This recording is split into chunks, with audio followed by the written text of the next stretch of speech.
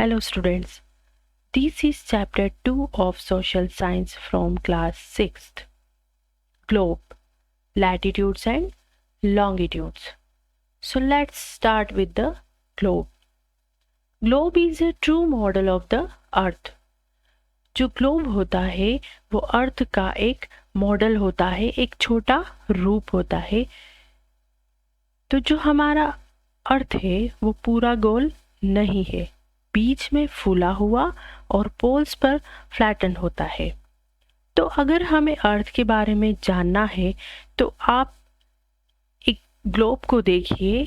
तो ग्लोब से पता चलता है कि हमारे अर्थ पर प्रेजेंट ओशियंस या प्लेसेस, तो उनका रियल साइज कैसा है। और जो ग्लोब है वो फिक्स नहीं होता है, एक निडल के राउंड घूमता है। इससे हम अर्थ को रोटेट करवा सकते हैं। चलिए पिक्चर से देखते हैं। ये फर्स्ट पिक्चर है। तो जो अर्थ है उसका शेप बीच से थोड़ा फुला हुआ होता है और ऊपर से थोड़ा फ्लैटन होता है। इसके पोल्स पर थोड़ा फ्लैटन होता है, थोड़ा सा चपटा होता है। इस तरह की कुछ हमारी अर्थ, हमारा ग्लोब दिखाई देता है। Now next point is a needle is fixed through the globe in a tilted manner which is called its axis. जिस निडल के अराउंड अर्थ घूमता है उसे एक्सिस कहते हैं और ये एक्सिस नॉर्थ पोल से साउथ पोल जाती है। बट रियल में हमें ऐसी कोई एक्सिस नहीं दिखती है। तो जो एक्सिस है वो एक इमेजिनरी लाइन है और अर्थ के घूमने की डायरेक्शन वेस्ट टू ईस्ट है। इसको भी हम पिक्चर से समझते हैं। हमारी जो अर्थ है वो वेस्ट से ईस्ट की तरफ रोटेट होती है। ये हमारा एक्सिस होता है, ये इसका साउथ पोल और ये इसका नॉर्थ पोल होगा। तो इस तरह से हमारी अर्थ कुछ रोटेट होती है और इसके बीच की जो निडल होती है जिसके अराउंड ये घूमती है इसे हम एक्सिस कहेंगे। The imaginary line running on the globe divides it into equal parts. This line is known as the equator. एक दूसरी इमेजिनरी लाइन भी होती है जिसे इक्वेटर कहते हैं। यह इक्वेटर जो अर्थ को 2 इक्वल पार्ट्स में डिवाइड करता है। तो ये जो 2 इक्वल पार्ट्स होते हैं ये इस तरह से होते हैं। ये इक्वेटर होता है जो बिल्कुल बराबर के 2 पार्ट्स में डिवाइड करता है अर्थ को, और इक्वेटर के नॉर्थ पोल की साइड के एरिया को हम northern hemisphere and south pole की साइड को सदर्न हेमिस्फेयर कहते हैं। All parallel circles from the equator up to the poles are called parallels of latitudes. Latitude is measured in degree. इसको हम समझते हैं कि जो कंट्रीज होती हैं उनकी एग्जैक्ट लोकेशन का पता लगाने के लिए हम इक्वेटर का यूज़ करते हैं। तो जो इक्वेटर है उसके पैरेलल में और भी कुछ सर्कल्स हम ड्रॉ करेंगे। मतलब इक्वेटर के नॉर्थ पोल की साइड में, इक्वेटर से साउथ पोल की साइड में, इक्वेटर के पैरेलल में लाइंस या सर्कल्स हम ड्रॉ करेंगे। तो जो सर्कल्स हम पैरेलल जो ड्रॉ करेंगे उनको हम पैरेलल ऑफ लैटिट्यूड कहेंगे। तो ग्लोब पर जो हॉरिजॉन्टल लाइंस दिखाई देती हैं वे लैटिट्यूड्स होती हैं जो कि इक्वेटर के पैरेलल होती है। नॉर्थ पोल की साइड वाली होगी उनको नॉर्थ लैटिट्यूड्स और साउथ पोल की साइड वाली को साउथ लैटिट्यूड्स कहते हैं। Now next point is as we move away from the equator the size of the parallels of latitudes decreases. तो हम इसको पिक्चर से समझते हैं कि ये हमारी पिक्चर है the equator and parallels of latitudes. ये हमारा इक्वेटर होता है। इसके पैरेलल में हम जो सर्कल्स ड्रॉ करेंगे वे जैसे जैसे इक्वेटर से दूर मतलब पोल्स की साइड जाएंगी वैसे वैसे वो साइज में छोटी होती जाएंगी। दोनों पोल्स की तरफ जाते जाते उनकी साइज छोटी होती जाती है। और इक्वेटर्स को ग्लोब को हम डिग्री में मेज़र करते हैं इस तरह से 0 डिग्री, 15, 30, 45, 60, 75।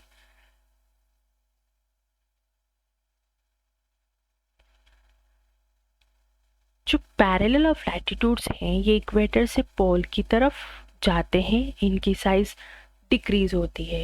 ये कुछ इस तरह से डिक्रीज होती है क्योंकि हम जानते हैं कि अर्थ मिडल में है, बल्ज है, ऊपर नीचे की साइड जाते जाते फ्लैटन है, तो उस तरफ लैटिट्यूड के जो सर्कल हैं वो भी छोटे होते जाएंगे। मतलब जो इक्वेटर है वो सबसे बड़ा लैटिट्यूड होता है। इस पिक्चर में हम यहाँ पे ये देख भी सकते हैं। तो जो लाइंस इक्वेटर के पैरेलल होती है वे लैटिट्यूड्स होती है, और लैटिट्यूड्स बहुत सारी होती है, बट इनमें से 4 इम्पोर्टेंट लैटिट्यूड्स होते हैं, पैरेलल ऑफ लैटिट्यूड्स हैं, जिनके बारे में हम जानेंगे। There are 4 important parallels of latitudes. Tropic of cancer 23.5 degree and in the northern hemisphere. मतलब जो ट्रॉपिक ऑफ कैंसर है इस पिक्चर में हम देख सकते हैं जो 23.5 डिग्री नॉर्थ की तरफ होता है। जैसा कि मैंने बताया था कि हम इसे डिग्री में मेजर करते हैं। Second is tropic of capricorn 23.5 degree S, मतलब साउथ में, इन द सदर्न हेमिस्फेयर।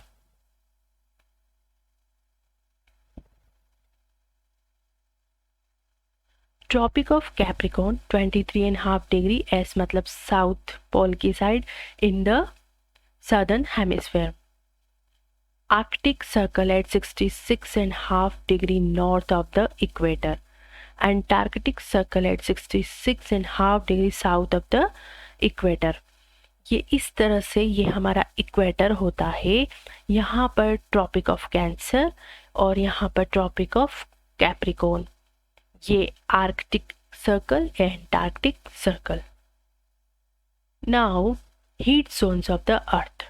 अब हम जो हमने इम्पोर्टेंट पैरेलल लेबल किए हैं इनसे हम हीट जोन के बारे में जानेंगे। तो पहले हम जान लेते हैं कि जो लैटिट्यूड्स हैं उनको डिग्री में मेजर करते हैं। तो जो इक्वेटर है उसको 0 डिग्री माना है। यहाँ पे हम समझेंगे इस पिक्चर में, जो इक्वेटर है उसको हमने 0 डिग्री माना है, और पोल्स इसके एग्जैक्ट 90 डिग्री पर होता है। जो पोल्स होता है वो एग्जैक्ट 90 डिग्री पर होता है इन इक्वेटर से। और साउथ पोल है वो भी 90 डिग्री में होगा, वो साउथ में प्रेजेंट होगा, और नॉर्थ में 90 डिग्री पर बनने वाला जो होता है वो नॉर्थ पोल होता है इक्वेटर से। इस डायग्राम में हम अच्छे से देख सकते हैं, इस इक्वेटर से जब हम 90 डिग्री का एंगल ड्रॉ करेंगे तो ये नॉर्थ पोल हमको मिलेगा, और इसी इक्वेटर से साउथ साइड में हम 90 डिग्री का एंगल बनाएंगे तो ये जो पोल होगा ये होगा एग्जैक्ट 90 डिग्री पर साउथ पोल। नॉर्थ वाले लैटिट्यूड को एन से रिप्रेजेंट करेंगे और साउथ वाले लैटिट्यूड्स को एस से रिप्रेजेंट करेंगे। तो अब हम आते हैं अपने important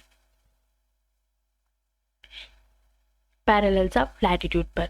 in parallels of latitude से हम heat zone of the earth, heat zone का पता लगा सकते हैं। तो सबसे पहले हम देखेंगे कि जो फर्स्ट होता है torrid zone, receives the maximum heat. The temperate zone has a moderate temperature. The frigid zone has a cold climate as the sun rays are always slanting.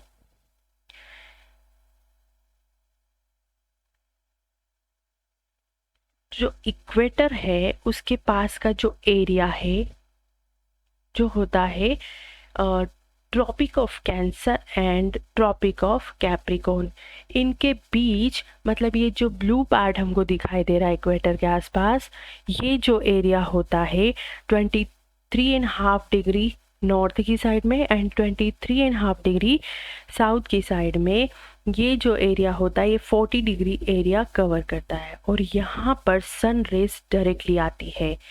ये एरिया बहुत ज़्यादा हॉट होता है, मैक्सिमम हीट इसमें पाई जाती है और ये एरिया कहलाता है टॉरिड जोन। इस एरिया में ब्लू वाले, क्योंकि ये सबसे ज़्यादा हॉट होता है, यहाँ पे सन की डायरेक्ट रेज आती है तो ये हॉट होगा। इस एरिया में सन उगेगा स्काई में, सबसे ऊपर पॉइंट पर जाता है और फिर उससे बाद सनसेट होता है। तो ऐसे में यहाँ पर सन की जो रेज है वो डायरेक्टली आती है और इससे ये एरिया में सबसे ज़्यादा हीट होती है, मैक्सिमम हीट यहाँ पे होती है। अब हम यदि इसके ऊपर मतलब आर्कटिक एंड अंटार्कटिक सर्कल की ओर आते हैं, आर्कटिक एंड अंटार्कटिक सर्कल की ओर आते हैं तो वहाँ पर सन की जो रेज है वो स्लैंटिंग होती है, मतलब कभी भी ऊपर नहीं आता है। स्लैंटिंग मतलब तिरछी होती है, इस जगह पर ज़्यादा हीट नहीं पहुंचती और ऐसी प्लेसेस थोड़ी ठंडी होती है, ऐसी जगह ज़्यादातर आइस से ढकी रहती है। जो फ्रिजिड जोन है ऊपर का yellow part, Arctic and Antarctic वाला, यह ठंडा होता है क्योंकि यहाँ पे सन की जो रेज है वो स्लैंटिंग होती है, बहुत ऊपर नहीं जाता है। तो सन से अर्थ के किस एरिया में कितनी हीट आ रही है, इस बेसिस पर हम अपने अर्थ को हीट जोन्स में डिवाइड कर सकते हैं।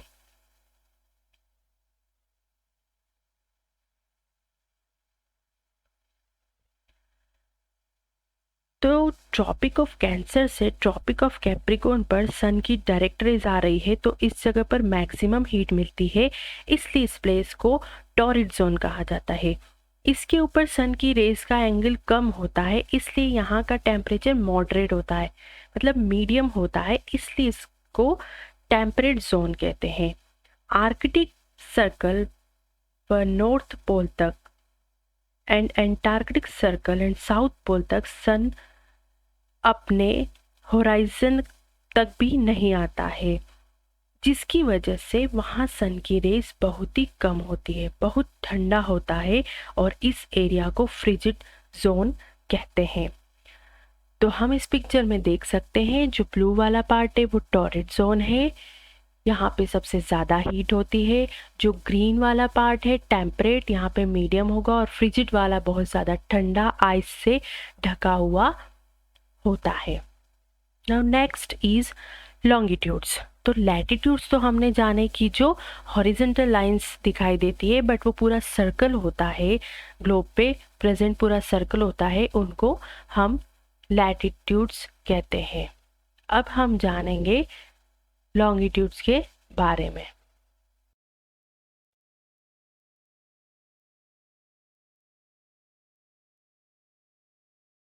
Longitudes.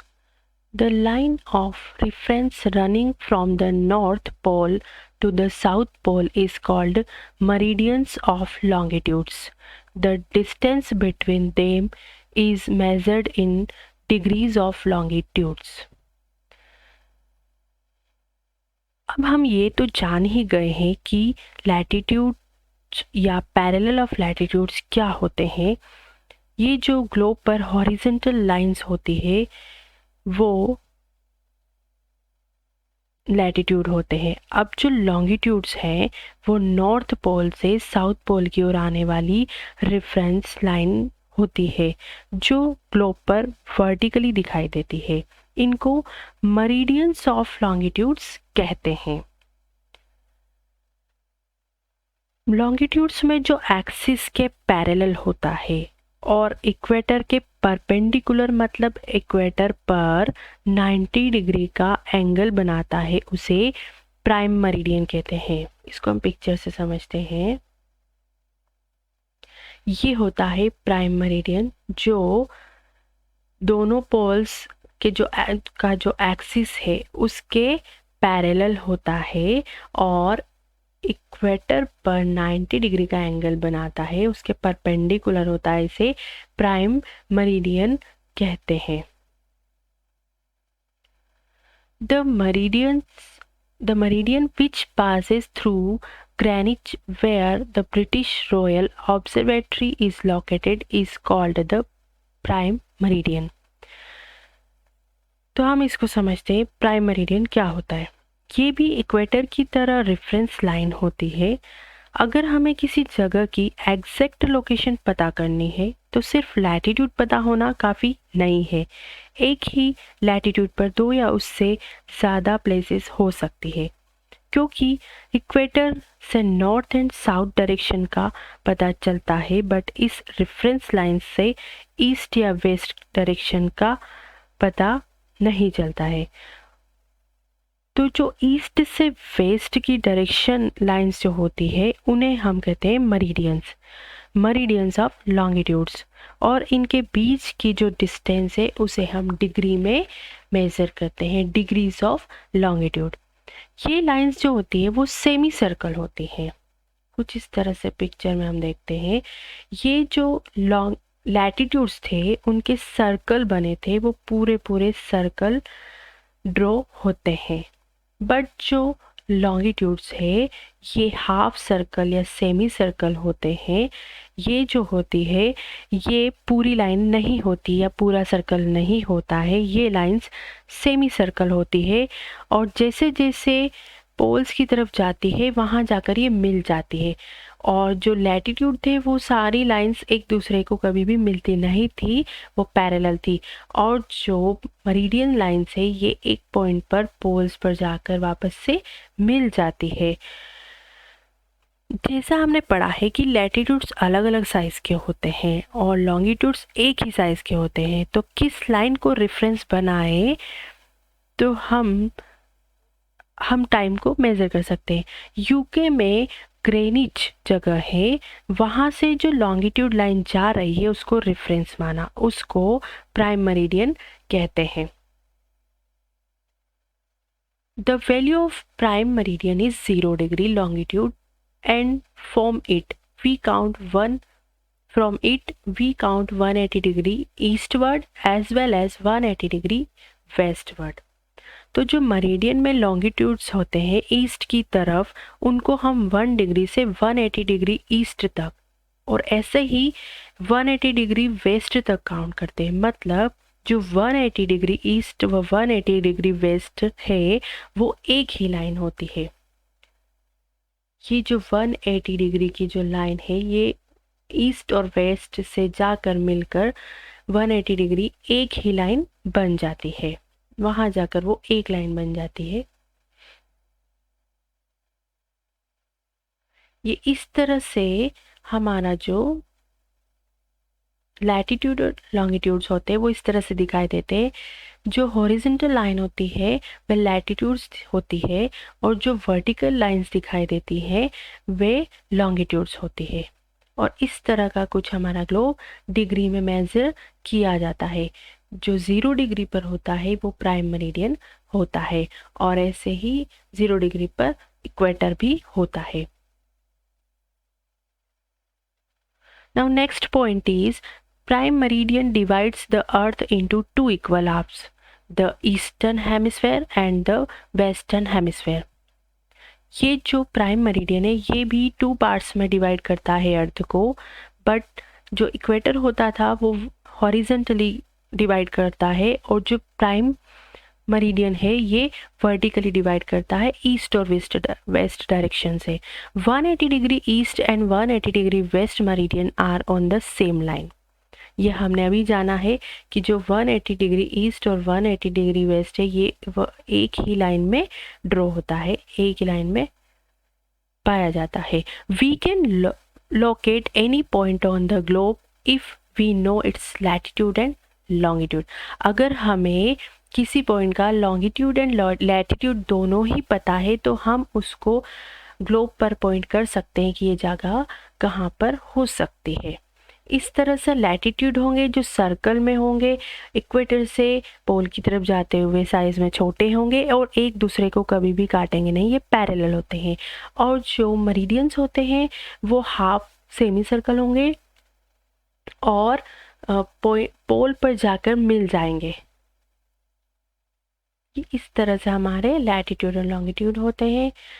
Now the next point is the sun does not shine equally on all longitudes at a time. When it is 12 noon at a time, it means that the sun is not at all visible at the place on the other side of the earth. So it must be midnight there. In fact, we can say that the time difference in 24 hours at 360 degrees longitudes apart, so every longitude brings a difference of 4 minutes. This gives us the concept of time zones. Two consecutive time zones differ by an hour. The time at a particular place is said to be the local time. अब इसको हम समझते हैं कि जो हमारा सन होता है, एक इम्पोर्टेंट बात हम पहले समझ लेते हैं कि जो दोनों लैटिट्यूड और लॉन्गिट्यूड मिलकर जो बॉक्स बनाते हैं, यहाँ पर ये दोनों मिलकर जो ये बॉक्स बनाते हैं, इसको हम ग्रिड कहते हैं। ये जो बॉक्स है ये ग्रिड कहलाता है। अब हम इसको समझते हैं कि जो सन होता है, सन से पता लगा सकते हैं हम कि टाइम क्या हो रहा है। जैसे अगर सन ईस्ट में उग रहा है मतलब मॉर्निंग टाइम है, सन हमारे सिर के ऊपर मतलब स्काई में हाई पॉइंट पर है तो नून टाइम है। किसी भी प्लेस का 12 o'clock टाइम हाई पॉइंट होता है, सन का हाई पॉइंट होता है। अगर सन वेस्ट में है तो सन का इवनिंग टाइम हो रहा है। सन को देखकर हम किसी भी जगह का लोकल टाइम बता सकते हैं। तो अर्थ जब पूरा चक्कर काटता है तो 24 आवर्स लगते हैं, मतलब 360 डिग्री अर्थ घूमता है एक दिन में। मतलब हर घंटे में अर्थ 15 डिग्री घूमता है और हर 4 मिनट में 1 डिग्री घूमता है।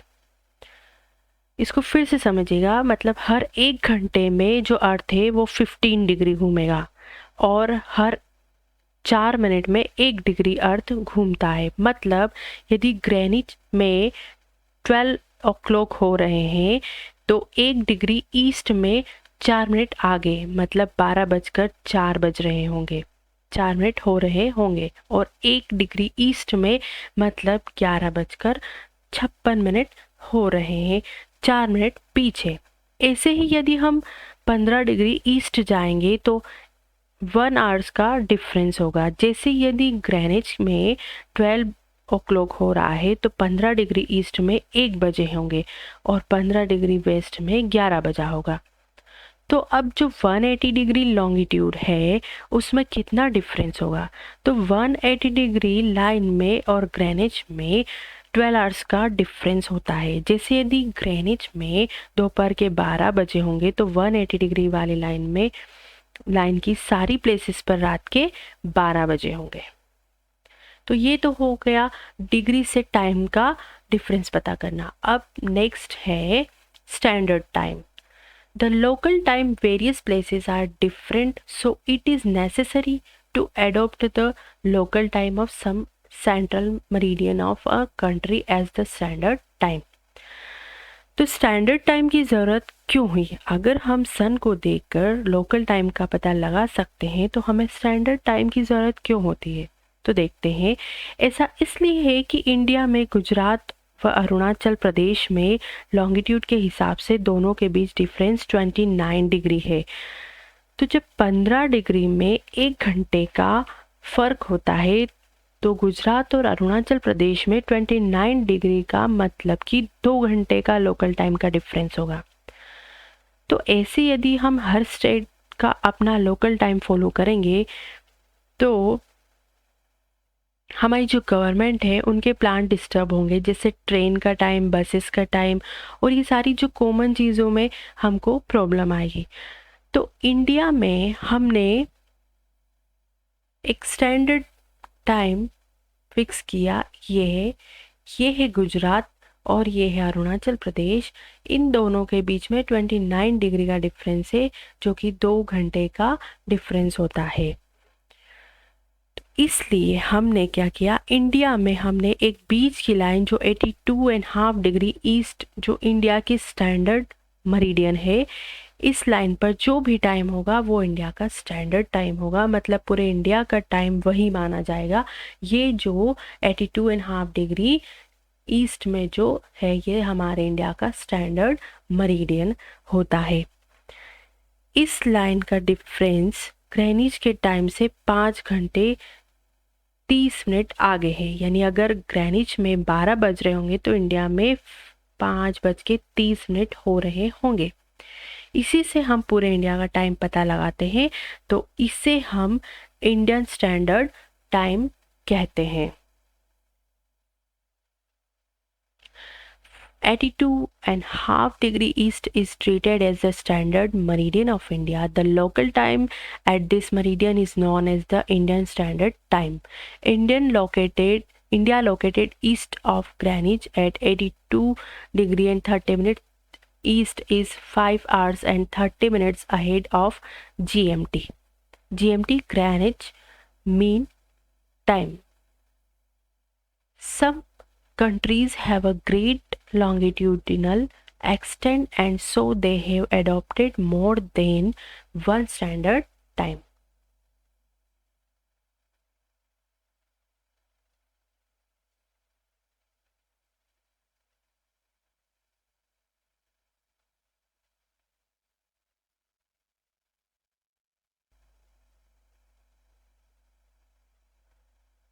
Now answer the following questions briefly. What is the true shape of the Earth? The Earth is not a perfect sphere.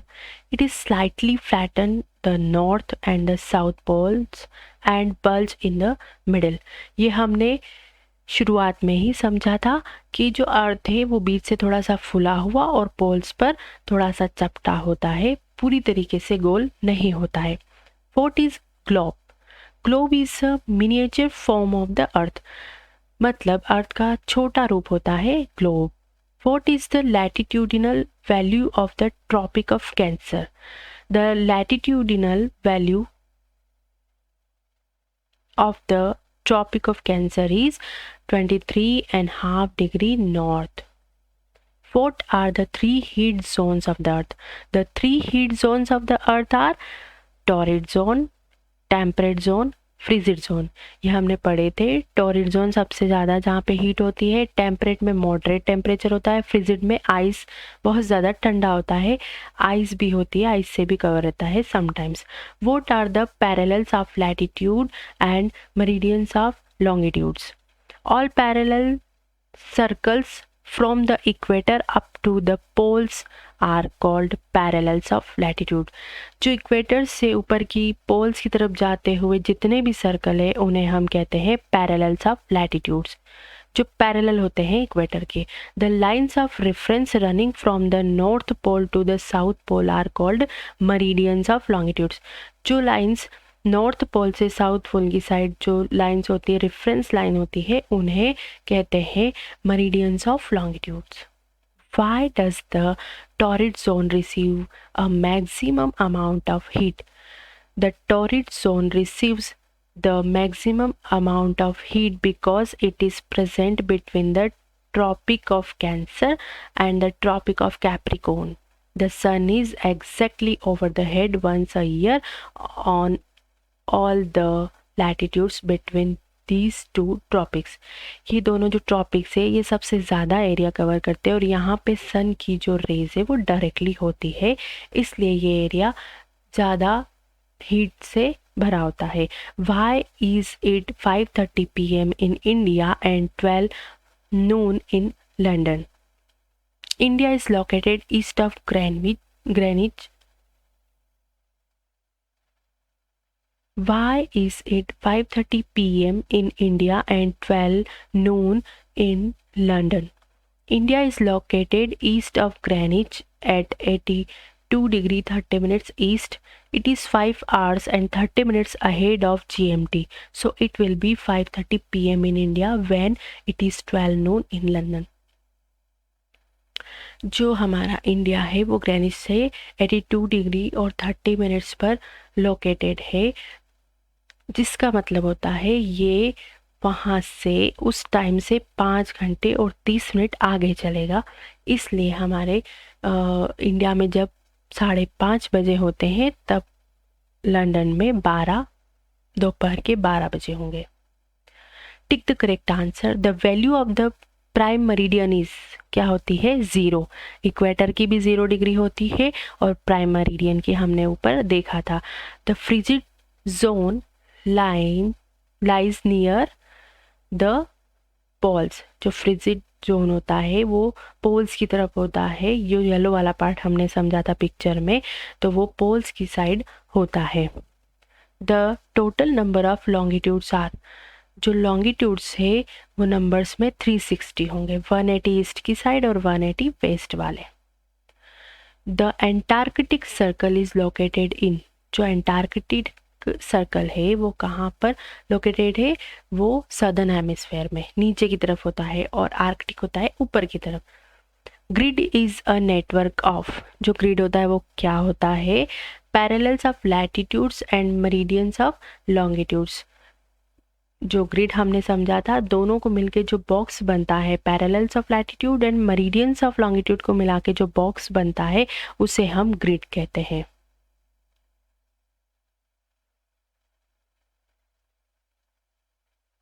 Fill in the blanks.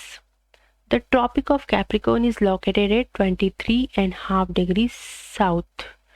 The standard meridian of India is 82.5 degree east longitude. The 0 degree meridian is also known as prime meridian. The distance between the longitudes decreases towards the poles. जो distance है longitudes की वो poles की तरफ जाते जाते कम हो जाती है। The Arctic circle is located in the northern hemisphere. जो आर्कटिक सर्कल होता है वो किस तरफ होता है, नॉर्थ की तरफ, ऊपर की तरफ, और जो एंटार्क्टिक होता है वो साउथ की तरफ होता है। Thank you.